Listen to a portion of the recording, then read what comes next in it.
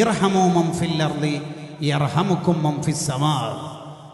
ആകാശത്തിന്റെ അധിപന്റെ കരുണ ലഭിക്കണമെങ്കിൽ ഭൂലോകത്തുള്ളവരോട് നിങ്ങൾ കരുണ കാണിക്കണം.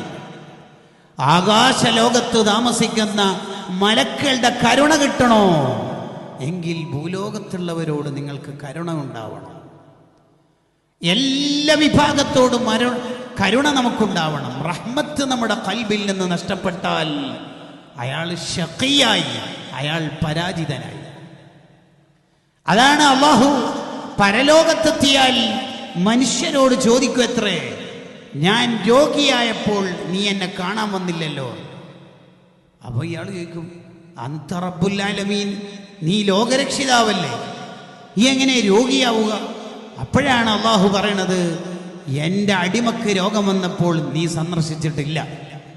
ആ അടിമയെ രോഗം കാണാൻ നീ പോയിട്ടുണ്ടെങ്കിൽ എൻ്റെ പൊരുത്തം അവിടെ നിനക്ക് കിട്ടുമായിരുന്നു. കണ്ടോ, ഒരു രോഗിയായ മുഅ്മിനിന്റെ അടുത്ത് പോയാൽ തന്നെ അള്ളാഹിന്റെ പൊരുത്തം കിട്ടുമെങ്കിൽ ഒരു ആലിമിനെ കാണാൻ പോയാൽ അള്ളാഹിന്റെ പൊരുത്തം കിട്ടും എന്നുള്ളത് ഉറപ്പല്ലേ? പിന്നെ റസൂൽ സ്വല്ലല്ലാഹു അലൈഹി വസല്ലം തങ്ങളുടെ റൗള സിയാറത്ത് ചെയ്യാൻ പോയാൽ ലാ വജദുല്ലാഹ തവ്വാബർ റഹീമ, ഉറപ്പല്ലേ? ഉറപ്പല്ലേ? സാധാരണ ഒരു പനി ബാധിച്ച മനുഷ്യന്റെ അടുത്ത് രോഗം കാണാൻ വേണ്ടിയിട്ട് സാന്ത്വനം വളണ്ടിയേഴ്സ് പോയാൽ ലവജത്തനി, നിനക്ക് എന്നെ കിട്ടുമായിരുന്നു, എൻ്റെ പൊരുത്തം കിട്ടുമായിരുന്നു.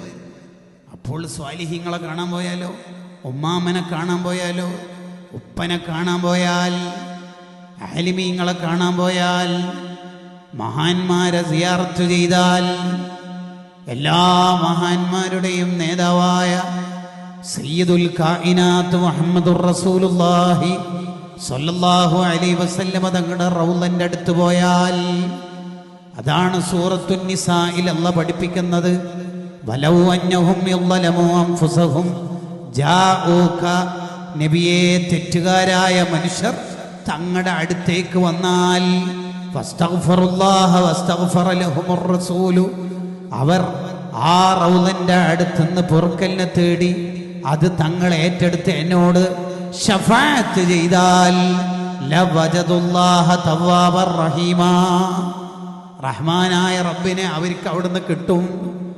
ദോഷങ്ങൾ മുഴുവനും പൊറുപ്പിച്ച് തിരിച്ചു വരാൻ പറ്റും. കണ്ടോ, നമുക്ക് വിഷയത്തിലേക്ക് തന്നെ തിരിച്ചു വരാം.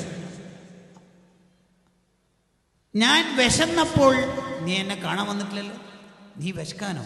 അതെ, നിന്റെ നാട്ടിൽ സ്ട്രീറ്റ് നമ്പർ 8 ഒരു പാവുണ്ടായിരുന്നു, ആരോടും ചോദിക്കാത്ത മനുഷ്യൻ, പഴയ ഗൾഫുകാരനാ, എക്സ് പ്രവാസിയാ, പുറത്ത് കാറുണ്ട്, 2 നില വീടുണ്ട്, പുറത്തു വയ്ക്കാൻ ഭയങ്കര നാണക്കേടുള്ളവരാണ്. അവരെ നീ കണ്ടെത്തിയിട്ട് കൊടുത്തിട്ടുണ്ടോ? ഇല്ലല്ലോ. അങ്ങനെ അവരെ തേടിപ്പുറപ്പെട്ട് കൊടുത്തിരുന്നുവെങ്കിൽ ലവജത്തനി, എൻ്റെ റഹ്മത്ത് നിനക്ക് കിട്ടുമായിരുന്നു. അങ്ങനെ ഒരു കരുണയുടെ ജീവിതം നമുക്കുണ്ടാവണം. അത് വേണം. എല്ലാവരോടും കരുണ ഉണ്ടാവണം. വിശേഷിച്ച് പാവങ്ങളോട് നമുക്ക് നല്ല കരുണ വേണം. പാവങ്ങളോട് കരുണ ഉണ്ടാവുന്നത്, പാവങ്ങളോട് മഹബത്തുണ്ടാവുന്നത് ഈമാനുള്ളതിൻ്റെ അടയാളാണ്. അല്ലാഹു നബി സല്ലല്ലാഹു അലൈഹി വസല്ലം തങ്ങളോട് ചോദിച്ചു വാങ്ങാൻ പറഞ്ഞൊരു കാര്യമാണ് എന്ത്? പാവങ്ങളോട് സ്നേഹം നൽകണേ എന്ന് തങ്ങൾ എന്നോട് ചോദിക്കുന്നു. അല്ലാഹുമ്മ ഇന്നി അസ്അലുക ഫിഅലൽ ഖൈറാത്തി വതർക്കൽ മുൻകറാത്തി വഹുബ്ബൽ മസാകീൻ. പാവങ്ങളോട് എനിക്ക് മഹബത്ത് നൽകണേ അല്ലാഹ് ചോദിച്ചു വാങ്ങാണ്. അള്ളാഹിനോട് നബി സല്ലല്ലാഹു അലൈഹി വസല്ലം ഒരു കാര്യം ചോദിക്കണമെങ്കിൽ അത് ചെറിയ കാര്യമാവോ? ഇല്ലല്ലോ. വഹുബ്ബൽ മസാകീൻ, എൻ്റെ ഖൽബിൽ പാവങ്ങളോട് സ്നേഹം നൽകണേ അല്ലാഹ്, അതൊരു ഈമാനുള്ളതിൻ്റെ അടയാളമാണ്. പാവങ്ങളെ ഇഷ്ടം വെക്കുന്നുണ്ടോ ഒരാൾ, അയാൾ അള്ളാഹ് ഏറ്റെടുക്കും. പാവങ്ങളെ ഒരാൾ മഹബത്ത് വെച്ചോ, അയാൾ അള്ളാഹ് ഒരിക്കലും കൈവിടൂല. വല്ലാഹു ഫീ ഔനിൽ അബ്ദി മാ കാനൽ അബ്ദു ഫീ ഔനി അഖീഹി. തൻ്റെ സഹോദരൻ്റെ കൂടെ ഒരാൾ നിന്നാൽ അള്ളാഹു അയാളുടെ കൂടെ ഉണ്ടാവും. ഉറപ്പല്ലേ? അള്ളാഹു അയാളുടെ കൂടെ ഉണ്ടാവും, ഷുവറാണ്. പാവങ്ങളുടെ കൂടെ ഉണ്ടാവണം. ജഅഫർ ബിൻ അബീ ത്വാലിബ് റളിയല്ലാഹു അൻഹുവിനെ വിളിക്കുന്ന പേരൻ എന്താണെന്നറിയാം?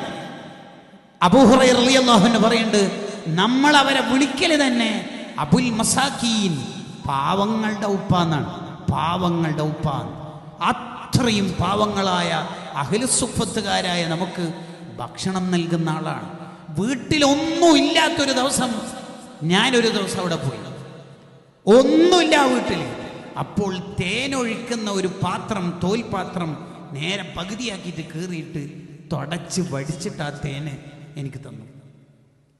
അതാണ് ഒരു അബുൽ മസാക്കീൻ, പാവങ്ങളുടെ ഉപ്പയാണ്. അതൊരു കോളേജിൽ നിന്ന് കിട്ടുന്ന ബിരുദമല്ല, ജീവിതത്തിലൂടെ കിട്ടേണ്ടതാണ്.